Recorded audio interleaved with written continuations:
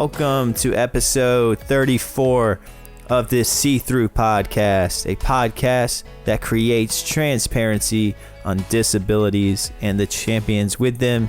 I'm your host, Lance Johnson, and I live, create, and podcast from Brooklyn, New York, with an eye condition called retinitis pigmentosa, or RP for short. Speaking of RP, today's episode features my new friend, Charlie Kramer, who is a blind speaker and musician living with retinitis pigmentosa himself. In this episode, Charlie and I talk about his new album that just came out. It's called Blind, and in relation to that album, we talk about his new music video for the title track of that album, Blind, which creatively portrays what Charlie sees with retinitis pigmentosa. We also talk about Charlie's recent viral video, which addresses some stigmas the visually impaired community faces, and this spiritual event Charlie hosts called Singing in the Dark, and more. But before you hear my conversation with Charlie, do me a favor and follow or subscribe to the podcast on the streaming platform you're currently listening on. Also, to access additional content, you'll want to follow the See-Through podcast on social media. The handle is at See-Through Pod. And if you missed it, last week marked the 1-year anniversary of this podcast. So, to celebrate, I released a special 1-year episode where I recapped my last year of podcasting, and I also talk about my future plans for this podcast. So if you missed that episode, go give it a listen after this one. But after that shameless plug, I have one more pit stop before you hear my interview with Charlie. I want to play a little snippet from one of his songs off his new album. This song is called Blind. Okay, I can dream. Okay, I can dream. I am blind to the light that's right beside me. I am blind to the light that shines before me. I am blind to the shadows all around me, to the absence of the blessings that are right before my eyes.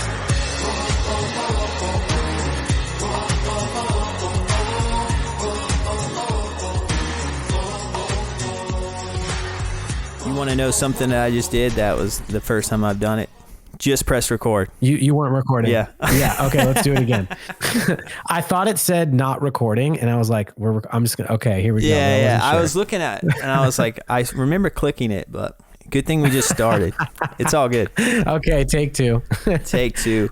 For everyone listening, me and Charlie were just talking about a couple minutes. You didn't hear it, but Charlie was complimenting me like for 5 minutes straight on various achievements in my life. But we'll skip over that and just get straight to Charlie. So I have Charlie Kramer here today.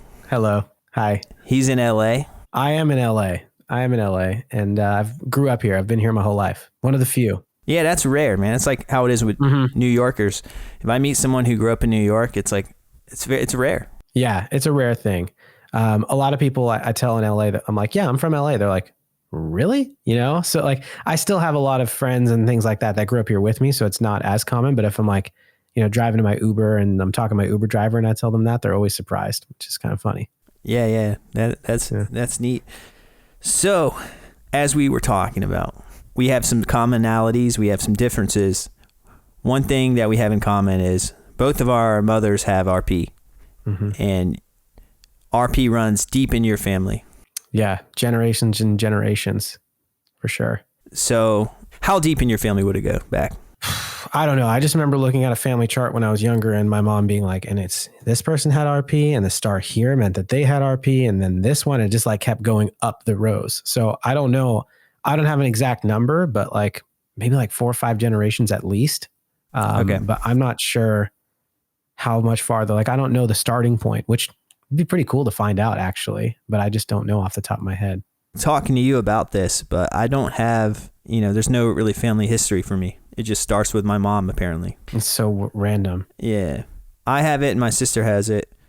And my mom's legally blind.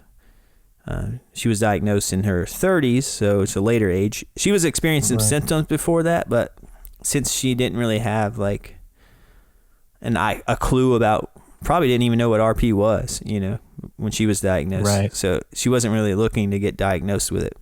Whereas I'm imagining you were, My parents were watching from the start, I think it was a question of like, even having kids too, of like, there's a risk that our kids could have RP because in my family, it's a dominant gene. Basically, it was a 50-50 shot that my sister and I were going to end up having it. So as soon as we were born, they were just watching out, looking, seeing if it was going to happen. My mom has been legally blind since she was, I think 16, 15, something like that, similar to when I became legally blind.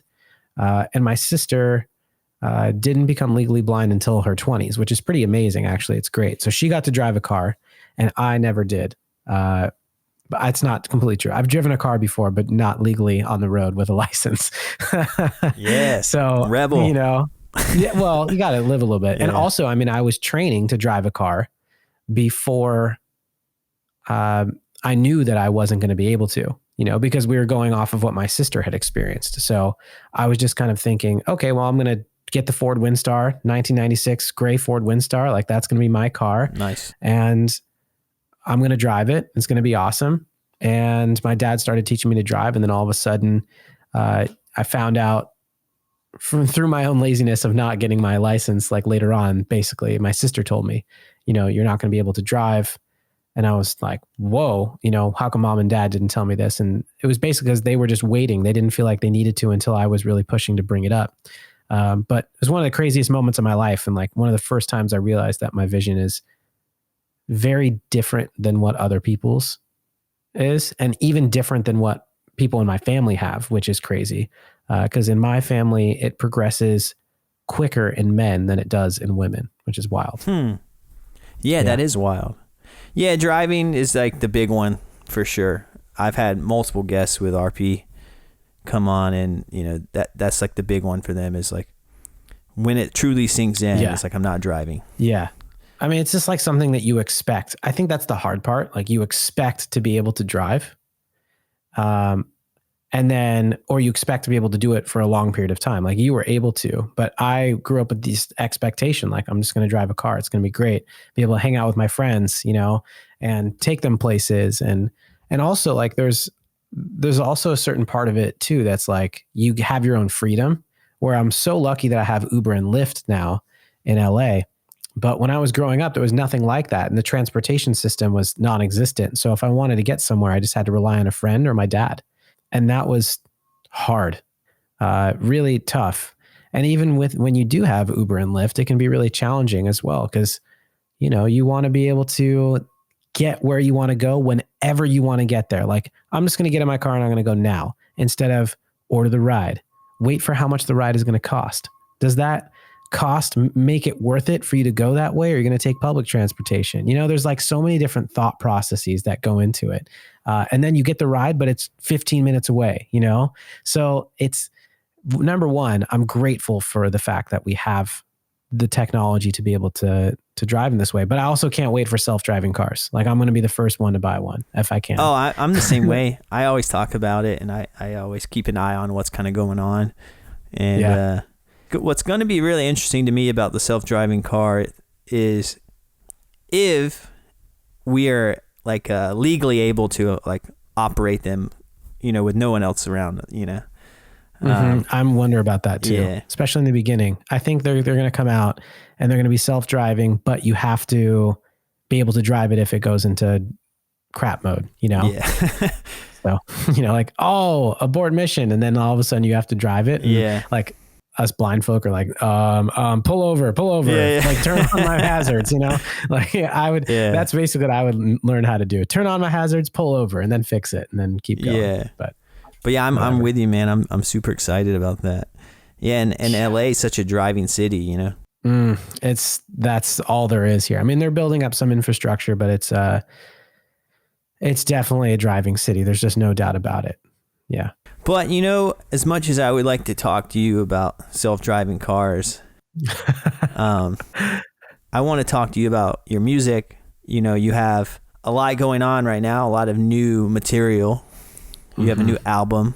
It's not out yet, but will likely be out whenever this episode goes live. So Exactly. Yeah. The album is out on May 19th. So I'm sure that people listening to this can go stream the whole thing. And yeah, I'm super excited about it. The album is called Blind, and it's a journey through really my self-accepting my blindness, because even though we're talking about all this stuff and I've told you about, when I was 15 or 16 being diagnosed as legally blind and having all these different experiences around driving, I refused to use a blind cane, even though I was severely legally blind until I was 24, 25 years old. And I'm 28 now. So for the longest time, I was working in really the Jewish community specifically, in the Reformed Jewish world. And I was writing Jewish music, like the equivalent to Christian rock. Okay. But with a little bit of Hebrew. And I would just travel around to different places around the country. And even throughout the airports, I just wouldn't use my cane. I would just refuse, because I didn't want to be the blind guy. I didn't want my music to go farther or be successful because of my disability or anything like that, because of different things that I've experienced in my life. Like, you go to Disneyland and you're using your cane and you get to go through the exits instead of waiting on the line, like there's things like that do happen. But it took me throughout this whole process of writing the album. Honestly, I started writing it before had even accepted it. So there's music on here that's like the beginning of the journey. And then really it comes to this place of me accepting that my blindness is not something that gets me ahead or pulls me back. It's just what is. It is, a part of me, and it's a beautiful part of me, and I should celebrate it. And it should be something that I enjoy. And it is something that I actually do enjoy because it makes me who I am. And also it's given me a platform to just teach people about the process that I've gone through of dealing with like your darkness, just going into your darkness and diving into it and recognizing that, you have to go into the darkest places in your life if you want to be able to reveal the most light. And for me, I know that's a little bit cliche, but it's just the truth. And I constantly see those tropes and those themes everywhere. Like any motivational speaker or big program, a lot of it's like you have to deal with the crap and you have to work through the hard stuff in order to really reveal your true greatness. And I feel like me accepting my blindness has put me on a really beautiful path to it, to getting to that greatness. I think that's a whole life's journey. And this album is, it's the beginning of that. It's like the first real step in me taking a stand and saying, this is who I am. So I'm really, really excited for people to hear it and for it to be out in the world. It's a huge sigh, it's been a long journey and I'm excited about it. Yeah, definitely. I'm excited for it to be out there, man. Probably a lot of hours spent in the studio, a lot of writing. Years. Yeah. And it sounds very personal for you, so it means it's even more special. And speaking of the album title, the album is called Blind, right? Album is called Blind, yeah. And your first single from the record is titled Blind, so I guess that's right. The title track. The title track. Nice. Yeah. Anytime I listen to an album and there's like a title track, I'm always like, exactly. Let me listen to that track. Let me see what they were going for, because you can kind of get a vibe from the album based off of the title track. And speaking of that track, yes, you shot a really cool music video for it. But before we talk about the video, I want to talk more about the song specifically. Okay. Can you talk about the song Blind and kind of the inspiration for it and maybe the songwriting and recording process for it? Yeah. It's cool. When you were saying that the title, when you hear a title track, you're always like, that can tell me a lot about the whole album as a whole. And that's really the idea here. Like I said before, I write a lot in Hebrew. So some of the song is in Hebrew and some of the song is in English. And basically why I did that is because it incorporates every aspect of who I am. I'm a really spiritual person, and it's really important for me to wear that on my sleeve, just like I'm wearing my blindness on my sleeve. And that's what this song is really about. So the blessing translates, I'll share some Hebrew. Basically, it says, Baruch atah Adonai Eloheinu melech haolam pokeach ivrim. And the Hebrew translates to say, Blessed are you, creator of the universe, who opens the eyelids of the blind. And it's really about this metaphor of our eyes are always open, you know? We literally can't close our eyes, but for some reason in English, we have the saying, open your eyes, but you can't. You just like, they're always open on a physical level, right? Yeah. So it's a spiritual truth, you know, sometimes we're closing our eyelids to the things around us. You know, we're purposely blinding ourselves, unlike the two of us, where sometimes we can't see things, right? We can't choose whether our eyelids are open or not. But when we open up our eyelids, we're actually able to see what's in front of us, whether, you know, no matter how hard it is. And for me, I was hiding from my blindness. You know, I was closing my eyelids to the fact that I am blind. Like, this is who I am. And this song is just a complete ownership, you know, and that's why the chorus just repeats over again. I am blind. And then I have a little thing over that. I just, boom, like a statement, like an affirmation almost. And that's really where the song came from, and I'm proud of it. Every time I hear it, it feels affirming to me, which is really great. Definitely, yeah. The chorus is what I call a big chorus. You know, it's like it'll stick in your head. Oh, thanks. And there's a line in the song lyrically that I wanted to talk to you about. Yeah, the beauty in our world seems beyond our eyes. Sings beyond our eyes. Sings beyond our eyes. Okay. Yeah. So I wrote the first verse, like there's two little choruses, and they both say, I am blind. Yeah. And then there's a line after it that changes on the first time through and the second time through. When I first wrote the song, I recorded it actually as just singing the first part twice. But I came to this realization that the first part was, I am blind to this, I am blind to that, I am blind to this.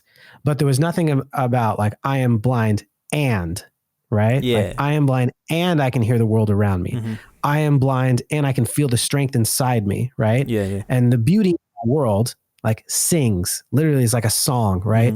And you can feel it when you listen to music. There's something about it that's magical, right? When you listen to your favorite music. And that's what I think of, like the beauty in our world literally sings beyond our eyes. Like we can't even see it. It's something that you feel, you know. Of course you can see beauty as well, and you can look out and see beauty. But for me, when I really feel the beauty, that's when I feel most connected to it. And that's really what that line is about. Yeah, I dug it. And yeah, that line kind of stood out to me because it was kind of like what your video is about, which I guess we can get into now is. Yeah. So in the music video, it's really cool because it's, for those listening who haven't seen it, definitely go watch it. You can find it on Charlie's Instagram, which is at Charlie Kramer Vision. That's right. Yeah. Just click the link in my bio and you can go right to the video. Yeah. And the song is called Blind. Song is called Blind. Yeah. And the music video, it really caught my eye, which is funny to say. But yeah, I was gonna say. But it's cool, man, because it's for those listening, it's a split screen, and it starts with some text on the screen. You know, it says, view the world through the eyes of a man losing his sight, or it's something along the lines of that. Yeah. Basically, yeah, we wanted to give some context because what happens in the video is, you're right, like there's a split screen, and we filmed everything with a 2-camera rig. So one was capturing what the world looks like through my eyes with, like looking through a small tunnel, basically. And then the other one was just like a normal camera view. So we had to get both of the shots at the same time instead of doing it in post. So it looked more natural. And it was really crazy to shoot. And what we also wanted to give some context because it's impossible to fully understand what it's like to see through my eyes, even through the video, because, and you'll understand this too, like when you have RP and you look through that straw or you look through that tunnel, on screen, what you'd have to do is cut out all the things that are on the outside of that tunnel and put black there. But in our eyesight, we don't see black, it's not like it's just a dark thing and then we see our vision. It's just, we see what we see, and whatever is not there is not there. So we see like we see like a made up image almost. Yeah, like you kind of like imagine what can be there in your head sometimes, you know? But for the most part, my dog's snoring. Teva, wake up. No, for the most part, you know, I basically wanted to just make sure that people understood the true framework of it. So it started with those words basically saying, you know, I experienced blindness due to retinitis pigmentosa, and that you're about to see the world through my eyes. And then also that little bit about the black on the outside of the screen is not there for me. Yeah. And I found it very effective because that's something that, you know, a lot of people who have a visual impairment, it's hard. A lot of people ask them, like, what do you see? You know? Yeah. Like a lot of people are very curious about that. And sometimes it's hard to explain. So anytime I see like a good representation of that, I get kind of like pumped up. I'm like, yeah, somebody figured it out. You know? So. Yeah, exactly. I wanted to just, you know, the other thing too is that I've been looking at what other people portray it as for so long, but I also wanted to do my own version of it at some point. And this felt like a perfect opportunity to teach people about that. And, you know, the other thing too is like, I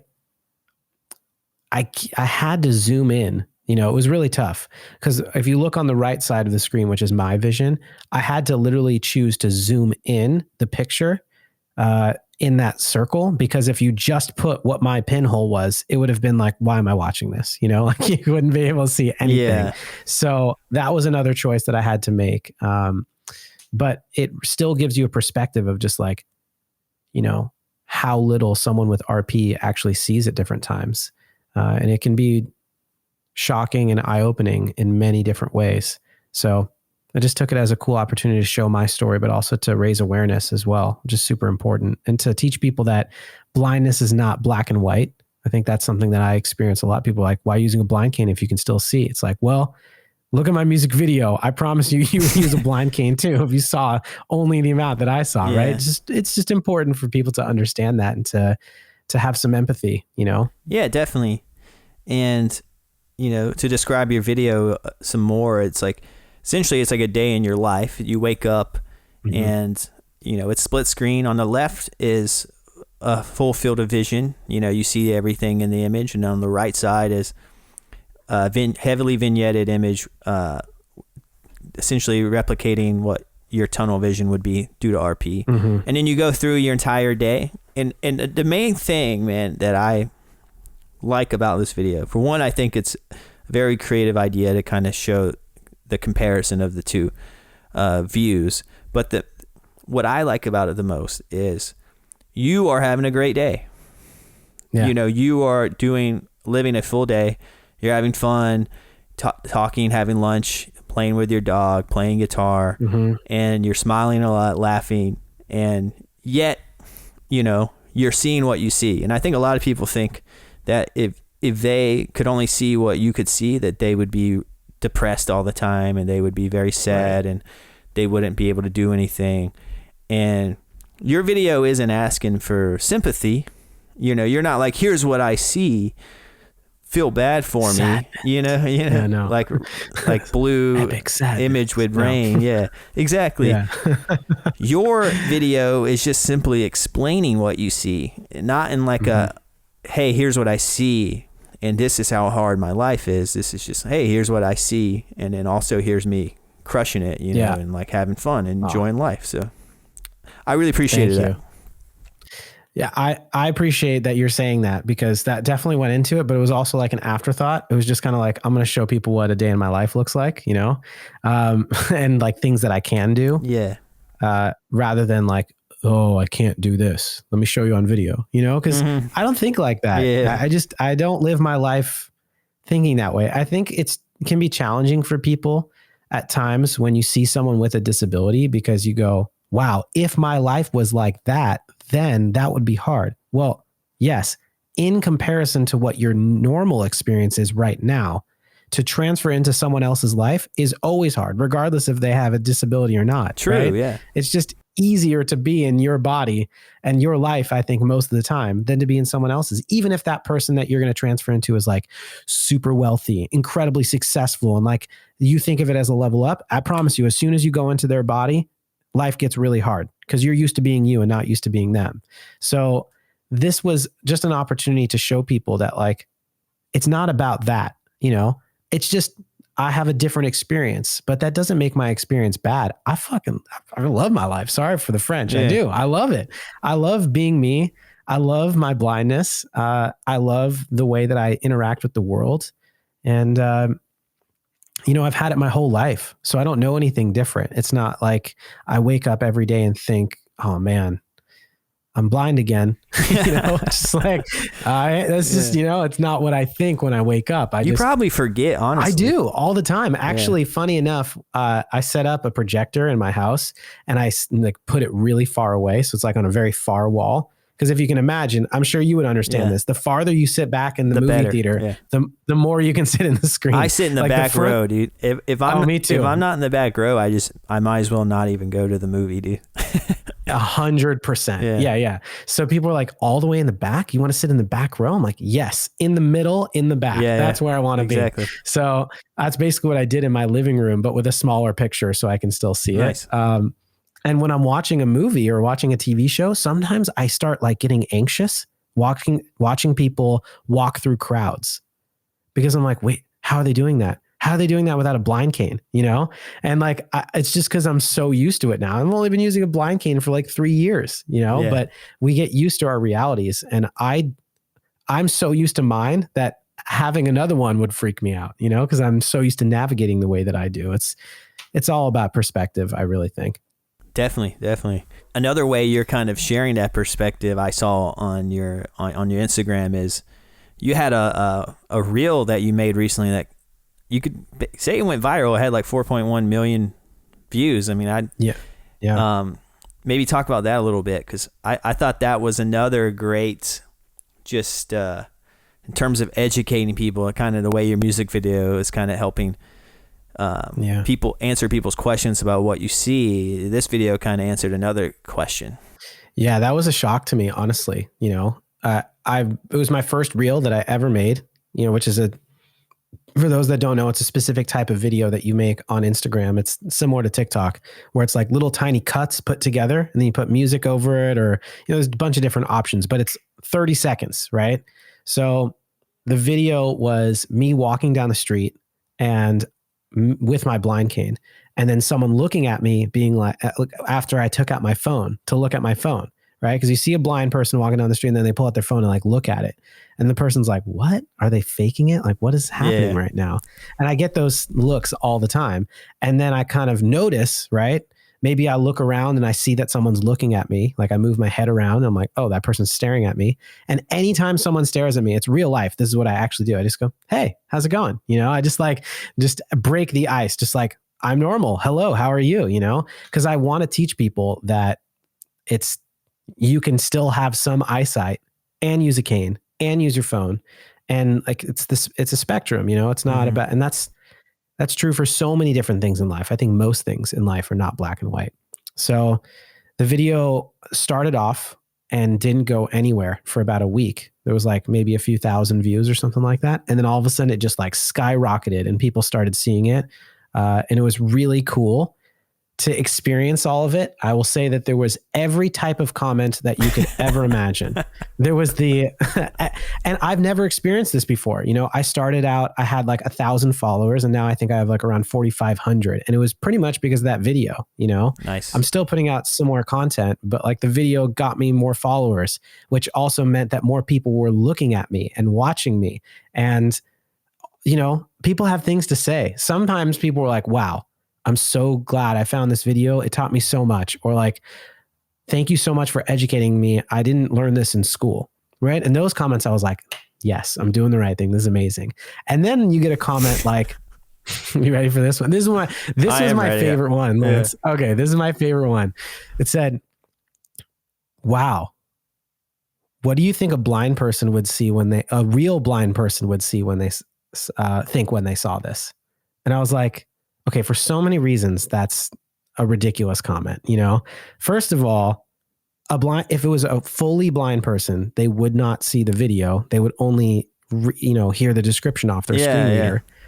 Secondly, I am a real blind person, so yeah, you're legally blind. And also, yeah, exactly. Like according to the law, I am blind. It's not even like a question. Yeah. So, that was really shocking for me. And I remember I was like, what the heck? This is ridiculous. And then I paused for a second. I was like, okay, this person is just trying to get me excited and like that. And I would get these comments, and instead of responding, I would just swipe to the thing. I found my new favorite little feature. You just report comment for harassment, Yeah. And just don't deal with it. But it definitely opened your eyes.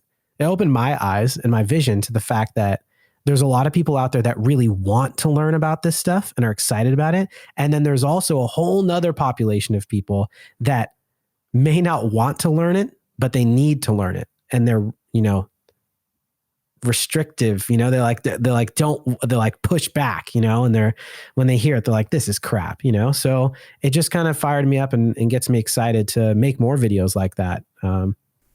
Yeah, definitely, man. It's people with their comments, man. It's like, I bet you if you looked at and mapped out his other comments on other videos, they're probably, it's all the same. They're probably all negative. Some people are just living the negative, man. I just try to avoid those people. Yeah, me too. Just report them for harassment. That's it. Yeah. Yeah, that's okay. I definitely got far more comments for people being grateful, or also people just being like, I don't get it. Can you explain? And I just spent days explaining to people. And like, even though it was in the description, I would just copy and paste. Here it is, blindness is a spectrum. Some people can see a little bit and still use their cane. Some people are completely blind, but most blind people actually do have some sort of light recognition. Which I think is a common misconception as well. Yeah, I agree. Definitely. What I find about, your music video and your reel is they're, like you said, they're educating people. Some people want to learn. And I do agree. I think people do want to learn. And I think even people even me, I'm part of the visually impaired community, but I still want to learn because like you said, it's such a spectrum. I want to know what everyone else is going through for my own sake. And then there's, that's kind of why I do this podcast. I'm trying to learn. Each episode I talk to someone and I come out of that conversation sharper and smarter and more just less ignorant on the disability community. So I appreciate what you're doing there. Yeah, and I'm sure it's fun to make those videos too. Yeah, it's fun. I'm excited to get into it a little bit more. I've been focusing pretty hard on my album. But I've got some ideas and some fun little things that I'm going to try and shoot over the next few weeks, which should be fun. So I'm looking forward to it. Just another opportunity to educate. Yeah, definitely. Yeah. So like you said, your album, you've been working hard on that. It'll be out, by the time people are hearing this. So go listen to it. I'm sure I'm sure you'll have a link on your Instagram definitely to check that out. So it'll be on Spotify and anywhere you stream music. And then you can also, I saw on your website, you can also purchase a hard copy of it. It's not a hard copy, actually. I created this thing called the Deluxe Album. Okay. Because who doesn't love the word deluxe? It's a great word. It's a great word. Basically, what I've done is package together the album, and then the song Blind, I've created an acoustic version of it, like a reprise, which is pretty awesome. I'm really excited about that. It sounds great. And then with it, you also get something called a blind spots meditation, where I lead you through a process of literally overcoming a challenge in your life. Like we've talked about, like going into the darkness and really understanding that there might be something beautiful for you there. So I guide you kindly through that process. Of course, you don't have to go to your darkest place or anything like that. It's just an opportunity to look into a place that maybe you're avoiding in life is a better way to explain it. And to come out feeling more light, more joy, and more drive from it. So that's definitely a really exciting piece of it. And then I'm going to do a behind the music podcast. And I'm going to explain all the different pieces of the music and a little bit of what we're talking about here, and just go through of like what the process was and how it was to record and everything like that. And that'll probably be about like a 20-30 minute podcast. And then you get all the liner notes and you get all the lyrics and a hard copy digital copy of the album. And that's all packaged together. So it's a really amazing opportunity, I think, especially the meditation. Normally I would charge just for the meditation more than I'm charging for the whole album deluxe edition as a whole, which I think is going to be about like $25. So I think the pre-order will probably be over by this time. So you can just go order it and download it right now. Yeah. But I'd love for you to get behind that and check it out. And also just an opportunity to support artists, I think is really important too. But I wanted to do it with a way of serving and providing more than just the music, because I know music can be bought anywhere or just listen and downloaded anywhere. But I wanted to give an opportunity to serve and to share with you and to give you some extra value for investing in me. Yeah. I always appreciate, and I mean this respectfully, like people hustling, Yeah. Like, you worked hard on this album and you want to provide value. You want to put it out. You want to, create a piece of art that people are going to actively participate in. And I always am a supporter of any artist that's trying to get their fan base to kind of, or listeners to kind of actively participate with them. Yeah. And another way you do that is kind of what you're talking about with your meditation is the singing in the dark. And I would love to hear about that because I kind of don't know that much about it. I just kind of saw a little bit online that you do this. And here's what I do know about it, and maybe I'm wrong, is I know you're doing it during the pandemic. It's all virtual, right? Right. But essentially, it's people sign up, they get blindfolded, and then you kind of walk them through like some like you sing songs together, and like the idea is to kind of shut off your senses that come with what you see, like the visual senses, and kind of so you have to focus on what's you're thinking. And then am I on the right track? You're so close. That's like you've got like a little framework. You're like building the puzzle, and I'm just gonna fill in like a few little pieces. But you're so close. And the goal is it's awesome. The goal isn't to like the goal isn't. The blindfold isn't about like, hey, here's what I see. That's not what you're doing with that. No. The blindfold is more just to help people look kind of inside themselves. 100%. And kind of, again, we're going back to, the song Blind. It's like, and a common theme, you talked earlier about common themes that you can pick up on motivational, like speaking and things. Something I hear a lot about is having sight but no vision. Or having vision but no sight, or some form of that. Right. Which is it? I think of it as, I like to say, like, I may not have sight, but I've got vision. Actually, funny enough, I have a song. We're recording the podcast on the day that the second single of the album is coming out, and it's called Vision. And okay, I'll tell this story quickly and then we'll get back to Singing in the Dark because it fully relates. Basically, I wrote this song. The album was finished. It was going to originally be a 13-song album. I cut it. We're going to split it into 2, which would be pretty cool. It's 10 songs. But I had 9 songs done that I knew I wanted to put on this album called Blind. The others fit into a different kind of topic. And I wanted one more song. It just felt like it needed one more song. So from the experience of leading Singing in the Dark over the past few years, I decided to just go on a whim, book the studio, and bring in my cousin, who is a talented songwriter. He, works in sessions and is a producer, and then also my producer and friend, Jeremy Lawrence. And we all got together and put on blindfolds and sat in a circle, and we just wrote the song. The only thing that we knew was the song was going to be called Vision. That's it. And we just went in and said, we're going to do it, we're going to write it, and we're going to record it today. I ended up having to book the studio again and finish up some of the recording pieces, but we wrote the song. It was crazy hard, but it was so rewarding and so fun. It's just a nice testament to just faith and trust. I just knew that there was one more song that needed to come. And instead of like grinding it out and being like, okay, here's what it's going to sound like, and I'm going to sit in my room by myself and figure it out, I was just like, I'm going to trust, bring in some people that I know are talented and dive into this experience of not using my eyes, which is a beautiful metaphor for the whole album. And the main lyric of that song, like the first one, says, there are times I don't have sight, but I've got vision. And that's really the premise, of the whole thing. Like vision is not, in my opinion, vision is not about eyesight at all. It's about how you experience and bring light into the world, And for me, that is such a powerful shift. That's why people say, like, I've got a vision for my future. I've got vision for where I'm going and what I'm doing.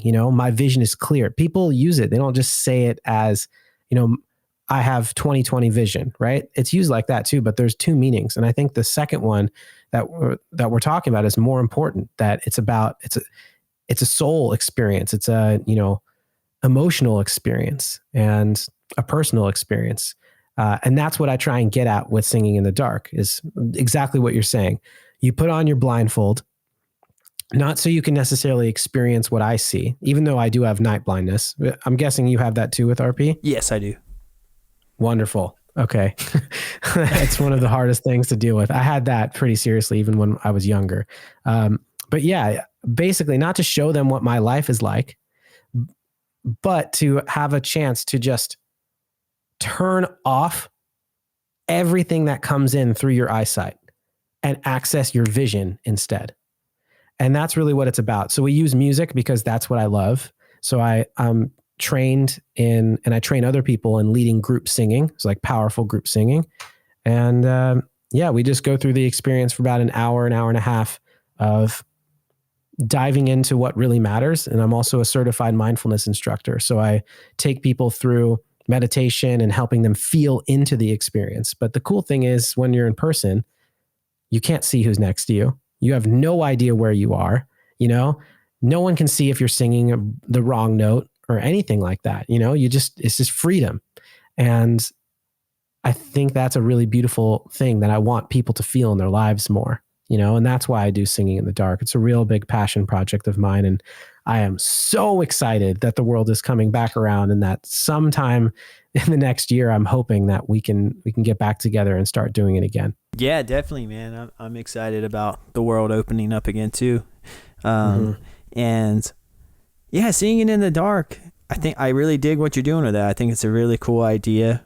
And yeah, I think music can be therapeutic, and I think music can be like an easy way to get people to kind of like, I feel like everyone, even people who aren't really that spiritual or that like philosophical in terms of their way of thinking, like those people still listen to music and they still feel something from music. It's something that we all share. So I think it's a good way to kind of get everyone on the same page very easily, is to speak to people through music. So, and you're taking it a step further and adding other layers to it. So that's awesome, man. Thank you. Yeah. And at some point, I'm going to be releasing a course, kind of a course, more of like a bundle of like 3 or 4 Singing in the Dark experiences that you can do virtually from the seat of your home. Probably sometime over the summer or in early fall, I'll be releasing those, and you can buy a bundle of them together. And it comes with a really cool, basically like a guide that I help, and like journal prompts and things like that. So you can actually work through all these different things, because it's nice when you come and you do the full experience, but a part of the journey and a part of the healing work is really sitting with yourself afterwards and reflecting and putting it from your mind and your feelings into the physical world by writing it down, which is a really powerful exercise. So I'm really excited about developing that as well, and having a place where people can always experience it if they want to, in a powerful way. Awesome, man. Awesome. And I think we covered that pretty in depth. I want people to kind of not know everything about it, because, I want to entice people to have to check it out. So Cool. Go check out Singing in the Dark. It's really neat. You got the album coming out, or is out. Is out, yeah. It's hard to think about time sometimes. Yeah. Another thing I wanted to chat with you about, because I'm just personally interested, because I just bought my first cane, and I was trying to wait and time it right with the pandemic, but I'm fully vaccinated, which is awesome. Me too. And trying to get some O&M training set up here soon, and I want to just kind of have the knowledge, use a cane, because there's some times where I feel like I definitely need it, and sometimes I feel like I can manage without. That's kind of where I'm at when it comes to my vision. And I was doing some research, and what I was reading on you was that, you know, you were basically considered legally blind around the age of 15. Yeah. And so you're in high school, but, you know, you weren't using your cane, like you said, until when? 24? Yeah, after college. Yeah, so yeah. It's about 10 years of being legally blind, not using a cane. Yeah. Yeah. It was a bold choice. It was a bold choice for sure. And a lot of people, you know, like, you know, who would hear that and get confused, they would say, all right, he's legally blind, but he can not use a cane for 10 years. How is that possible? And I kind of wanted, because sometimes I don't like, it's a hard decision to make. I probably should use a cane more than I think I do, you know, and that's kind of, but like, you figure out ways to manage, you know, you figure workarounds, and that's kind of how you do it, you know, so I would just love your take on that. Like, when is it the appropriate time to start using a cane? Because we talked about earlier, driving's a big one.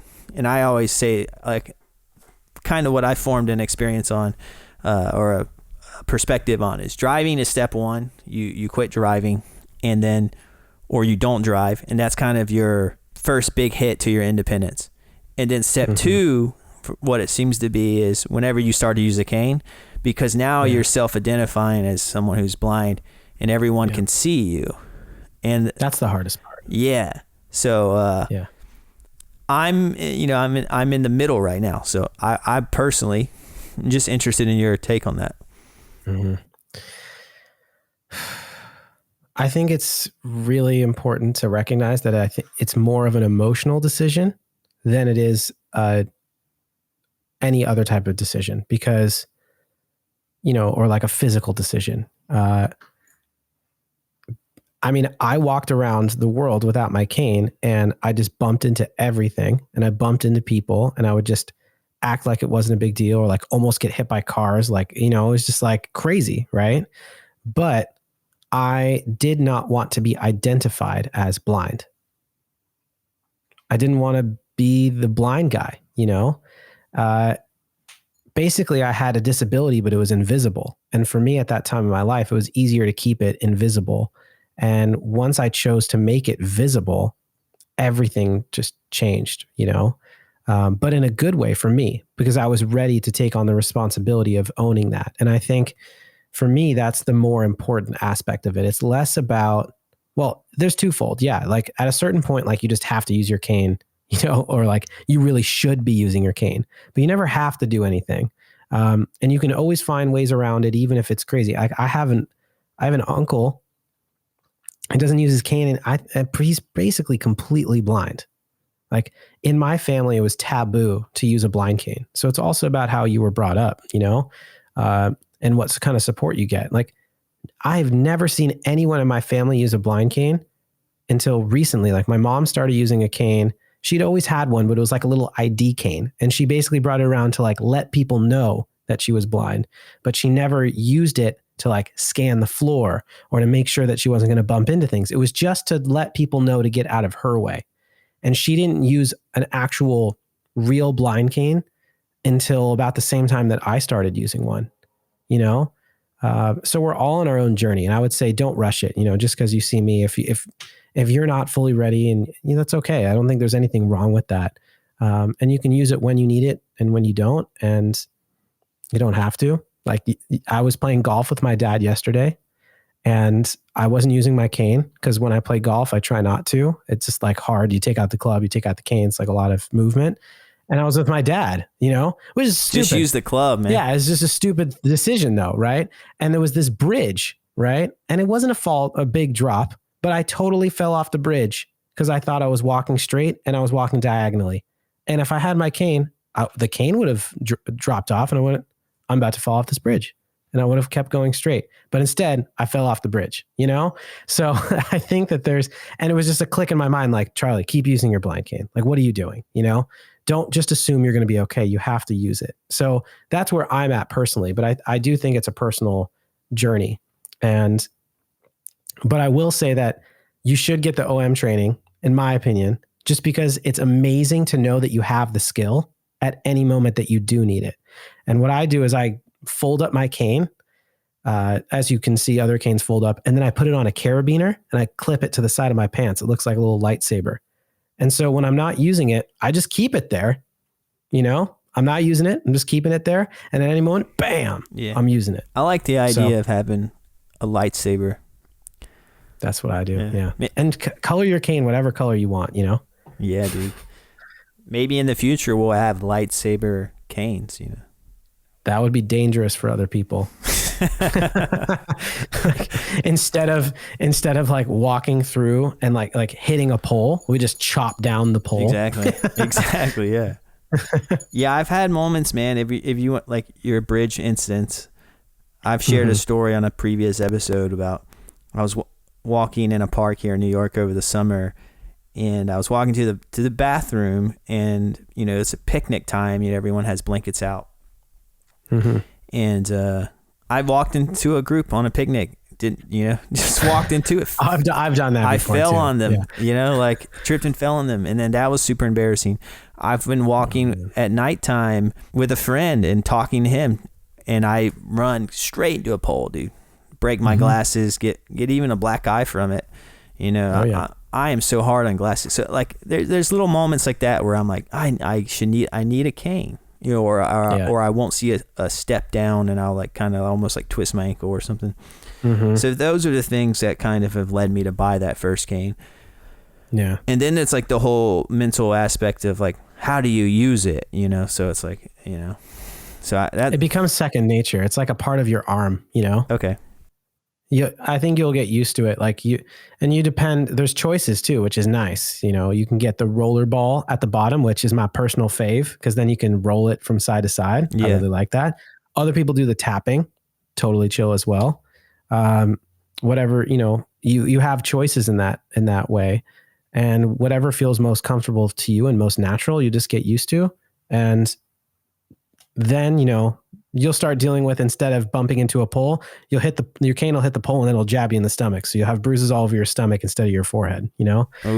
So look forward to that one. But there is a cane out there. I think it's called like a no jab cane or something like that. It has like a spring. It's pretty cool. So there's options, you know?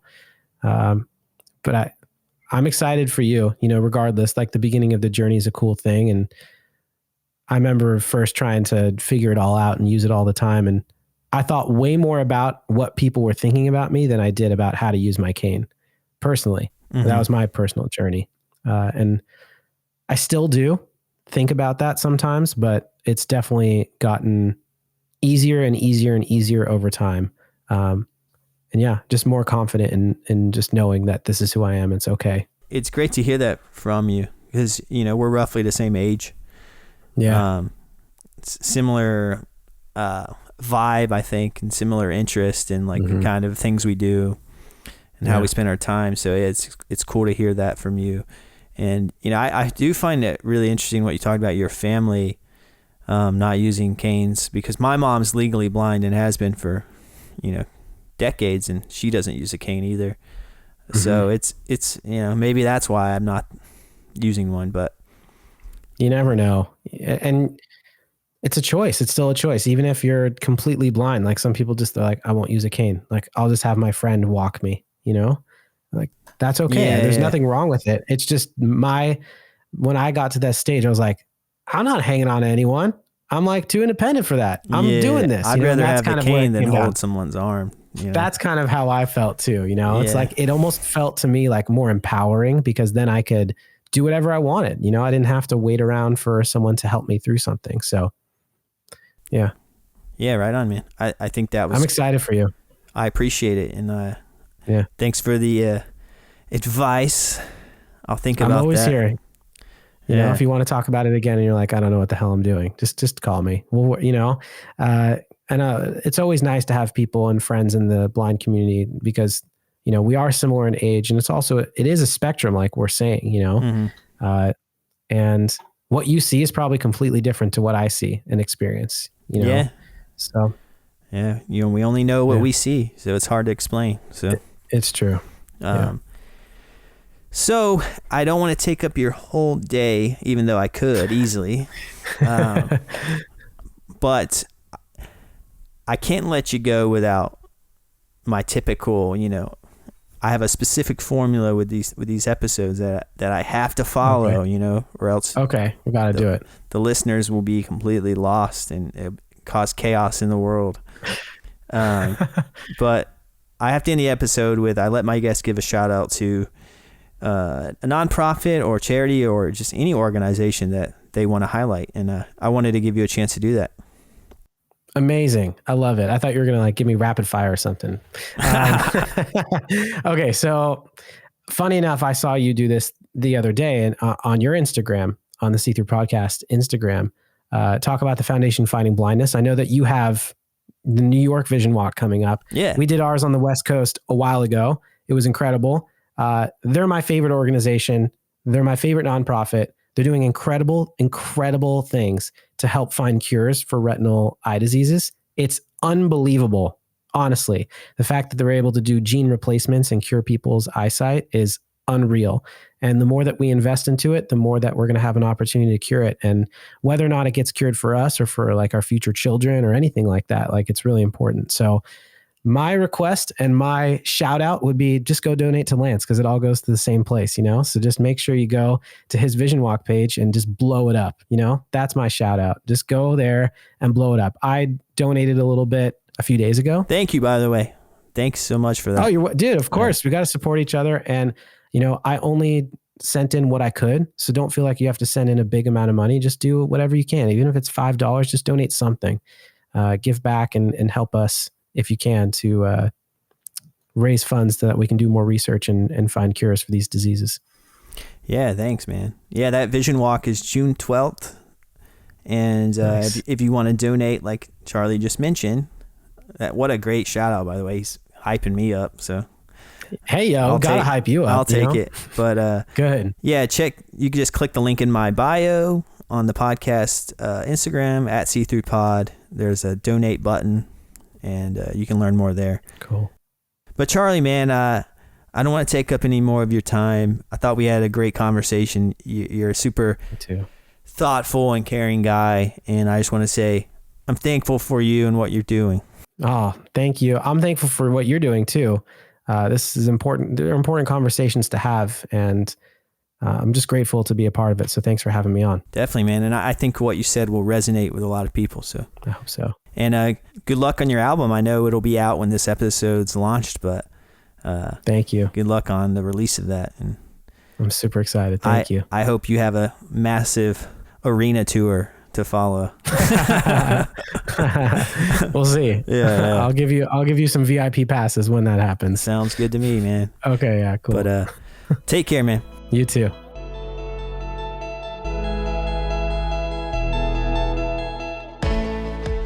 And that's a wrap on episode 34 featuring Charlie Kramer. I hoped everyone enjoyed our conversation. What a sweet guy Charlie is. It was a pleasure getting to know him. And we covered quite a bit. So if you want to explore some of the things we talked about a little more, just click the show description. I'll have some helpful links there. Again, Charlie's new album is out called Blind. Go check that out. It's on Spotify, Apple Music, basically anywhere you listen to music, it's there. So go give that a shot. And before you go, and if you haven't yet, make sure to follow or subscribe to the podcast on whichever streaming platform you're listening on. Feel free to rate the podcast or leave a review. And also make sure to follow the podcast on social media. The handle is at See-Through-Pod. And if you want to get in touch with me, DM me on social media or email me at theseethroughpodcast@gmail.com. Thanks everyone so much for listening. I truly appreciate it. It means the world to me. And until next episode, stay transparent.